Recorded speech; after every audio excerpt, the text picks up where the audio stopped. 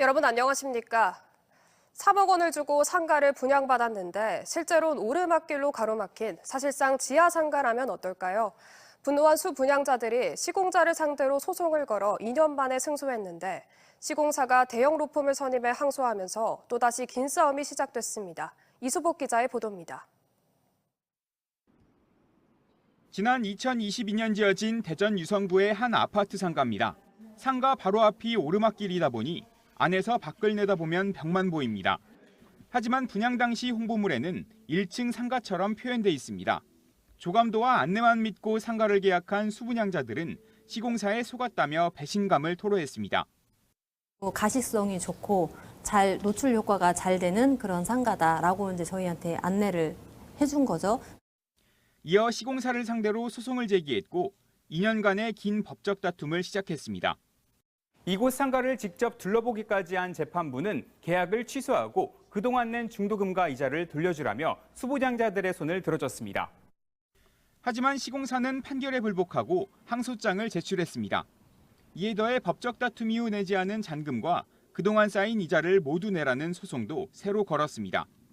시공사 측은 해당 소송과 달리 다른 상가 수분양자들이 제기한 소송에선 승소했다며 일관성 없는 법원 판단을 받아들일 수 없어 항소했다고 전했습니다. 국내 대형 로펌까지 새로 선임해 항소심에 나선 시공사 태도에 수분양자들은 압박감을 느끼고 있습니다. 이겼다고 해서 엄청 좋아라 했는데 막상 그렇게까지는 또 현실이 안 될 것 같은 불안감이 이제 공포감으로 바뀐 거죠. 선분양 후 시공 제도가 존재하는 이상 이 같은 갈등은 반복될 가능성이 높습니다. 때문에 피해를 예방하기 위해선 분양 계약 당시 설명이 불명확하거나 미심쩍은 부분은 특약을 걸어야 합니다. 나중에 상가나 주택들이 생각과 다르게 지어졌더라도 계약을 해지할 수 있는 권한이 그때 생길 수 있거든요. 또 조감도와 계약서에 적혀 있는 세부 고지사항이 다를 수 있으므로 꼼꼼히 확인해야 한다고 조언했습니다. TJB 이수복입니다. 어젯밤 8시쯤 충남 아산시 배방읍의 한 아파트 단지 주차장에 있던 승용차에서 화재가 발생했습니다. 불이 나자 소방차 19대가 출동해 20여 분 만에 진화했고 다행히 인명피해는 발생하지 않았지만 주변 차량 2대가 불에 타 1,600여만 원 상당의 재산 피해가 발생했습니다.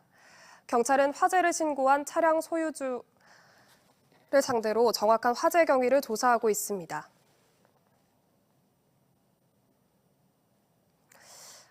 올해 봄철 산불이 통계 작성 이후 두 번째로 적었던 것으로 분석된 가운데 우리 지역에서도 봄철 산불이 지난해에 비해 30%나 줄었습니다.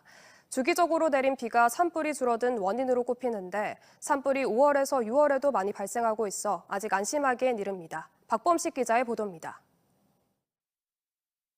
능선을 따라 시뻘건 불길이 보이고 새까만 연기가 치솟습니다. 지난해 4월 홍성에서 일어난 대형 산불입니다. 이 산불로 축구장 2,000개가 넘는 면적이 잿더미로 변했고 주변 시설물 등이 불에 타 90여 명의 이재민이 발생했습니다. 하지만 올해 봄철은 지난해와 달랐습니다. 지난 1월부터 5월 중순까지 산불 조심 기간에 발생한 산불은 175건으로 1986년 통계 작성 이후 2012년 102건에 이어 역대 두 번째로 적었습니다. 대전, 세종, 충남 지역에서도 올해 봄철 발생한 산불이 25건으로 지난해 30% 수준으로 줄었습니다. 가장 큰 원인은 주기적으로 내린 비 때문입니다. 실제로 올해 충남 지역에서는 거의 매주 비가 내렸습니다. 다른 연도에 비해 건조특보가 단 한 번도 발효된 적 없을 정도로 습도가 높은 날이 지속됐습니다.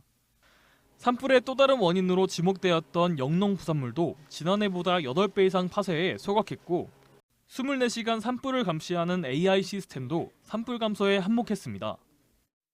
AI가 사람이 24시간 자리에 있지 않아도 계속 감시해서 이게 연기라든지 이런 부분들을 발견하면 이게 산불이다 아니다를 판단을 해서 상황실이나 또 산불 담당자들한테 직접적으로 연락을 해주고 있습니다.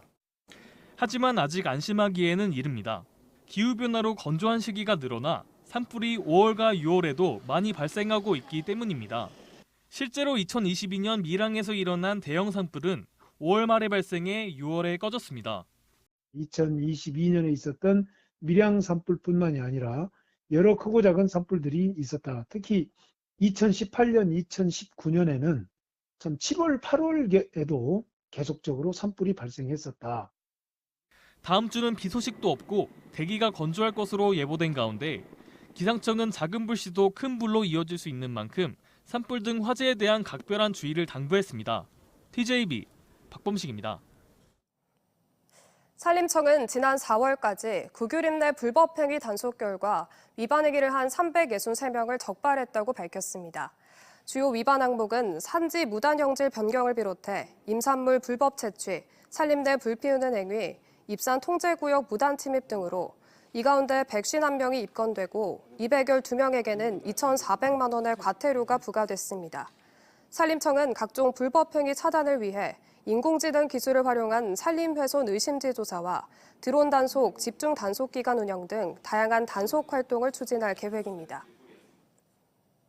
충남 민생사법경찰팀은 최근 지역 축산물 취급업소들을 대상으로 집중 단속을 실시해 위반업소 32곳을 적발했다고 밝혔습니다.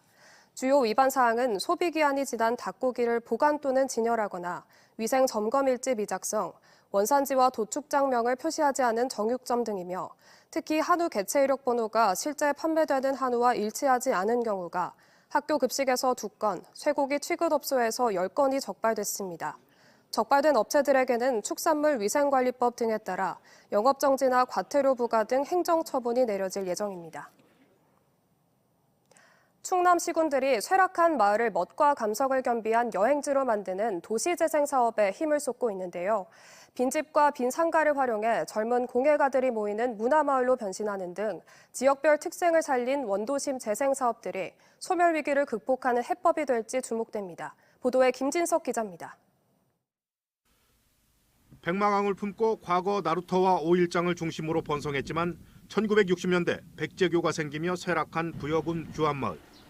강둑을 따라 길게 이어진 도로 주변의 쇠락한 상가들은 2017년 균형 발전 사업 마을로 지정된 이후 감성이 넘치는 문화마을로 변신했습니다.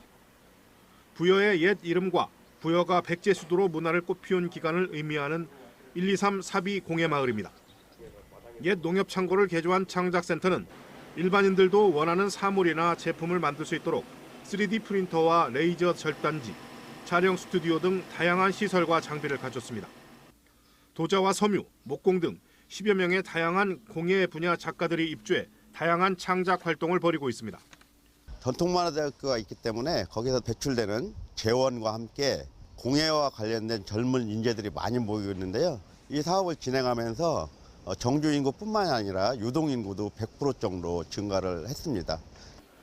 공예 소품 판매점과 염색 공방, 섬유 공예 공방, 책방, 주점들이 동화 속 공간처럼 꾸며져 마치 보물찾기를 하듯 찾아보는 재미가 쏠쏠합니다. 백제의 문화와 예술에 심취한 작가들을 중심으로 다채로운 공예 행사들이 열리면서 연간 유동 인구도 전년보다 24%나 늘었습니다. 공방들이 좀 생기면서 마을이 이제 주목을 점점 받고 있어요. 마을에 활기가 생기고 다른 마을하고는 좀 다른 공예가 좀 테마화되는 그런 마을의 장점들이 잘 살아나고 있다고.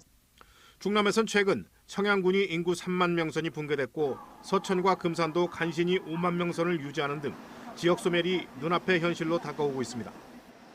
소멸 위기 시군에서는 이처럼 쇠락한 마을에 생명을 불어넣는 도시 재생 사업이 활발하게 벌어지고 있습니다.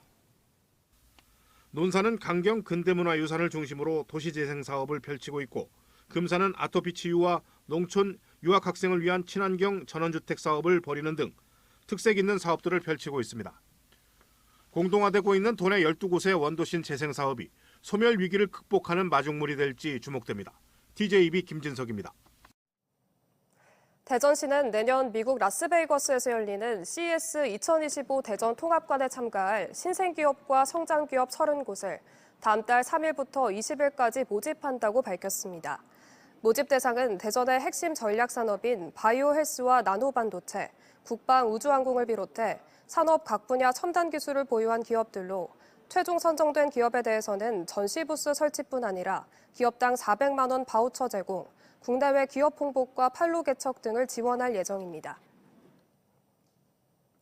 무인기 등 미래 항공을 연구하고 개발하는 미래항공연구센터가 오는 2031년 태안에 문을 엽니다. 충남도와 국방과학연구소, 태안군은 국방미래항공연구센터 조성을 위한 업무 협약을 맺고 2031년까지 2,544억을 투입해 태안천수만 비지구 일원의 센터 건립을 추진하기로 했습니다. 센터에는 국내 최초 무인기 연구개발 전용 활주로가 구축되며 국방과학연구소가 전국에 분산된 무인기 연구개발 시설을 집적해 항공 분야 종합연구 시험시설로 활용할 계획입니다.